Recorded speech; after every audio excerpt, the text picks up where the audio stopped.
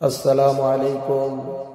আজকে আবার একটা নতুন জায়গায় নতুন সন্ধানে বেরিয়ে পড়লাম। যে বাঁশ গাছের কেরামত, অর্থাৎ বাঁশ গাছে নাকি বিভিন্ন রকম কেরামতি হয়, সেই বাঁশ গাছটা দেখানোর জন্য।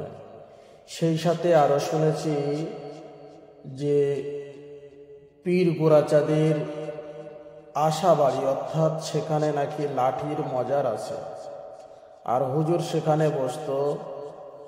যাই বা হোক, জায়গাটায় যাওয়ার জন্য মনে অনেক কৌতূহল জন্মালো, তাই বেরিয়ে পড়লাম। আপনারা সাথে থাকুন, আর যারা দেখেননি জায়গাটা একবারও একটু সাবস্ক্রাইব করে বা লাইক করে, অর্থাৎ শেয়ার করে অন্যকে দেখার সুযোগও করে দিন। চলুন আস্তে আস্তে, যত যাচ্ছি জিজ্ঞাসা করছি, বলছে আর আগে যাও। ঘুরতে ঘুরতে নদীর ধারে চলে এলাম, হারোয়া নদীর ধারে। এখানে জিজ্ঞেস করলাম, বলল এখান থেকে এখনো 1.5 কিলোমিটার আপনাকে যেতে হবে সেই জায়গায়। যাই বা হোক, বেরিয়ে পড়লাম। এত দূর যখন এসেছি, বলি জায়গাটায় যাই, সেই আশা নিয়ে এসেছি। আর বিভিন্ন রকম মনের কাছে যেন আনন্দ লাগছিল যে বাঁশ গাছের কি কেরামত বা কেরামতি আছে, দেখি একটু। তাই আস্তে আস্তে নদীর ধার বেয়ে যাচ্ছি, আর মনে মনে করছি আর না কত দূর যেতে হবে। কিন্তু এখানে একজনকে জিজ্ঞাসা করলাম যে আর কত দূর সেই জায়গাটা। তিনি বলছে আর একটু আগে যাও। যাই হোক, যাই দেখি। যেতে যেতে প্রায় কাছাকাছি পৌঁছে গেছি সম্ভবত।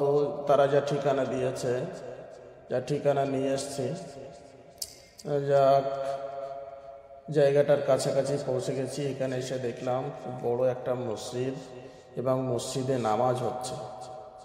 যাই হোক, দেখে খুব জায়গাটাও ভালো লাগলো। আর এটাই একটা ছোট মাদ্রাসা দেখা যাচ্ছে।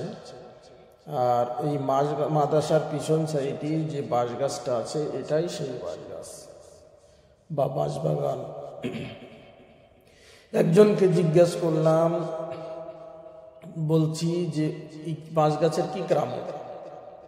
তিনি বলছে যে এই বাঁশ গাছের পাতা, কাঠ বা বাঁশের কুঞ্চি আপনি যদি বাড়ি রেখে দেন, আল্লাহর রহমতে কোনো পোকামাকড় ওই বাড়ি আর উঠবে না।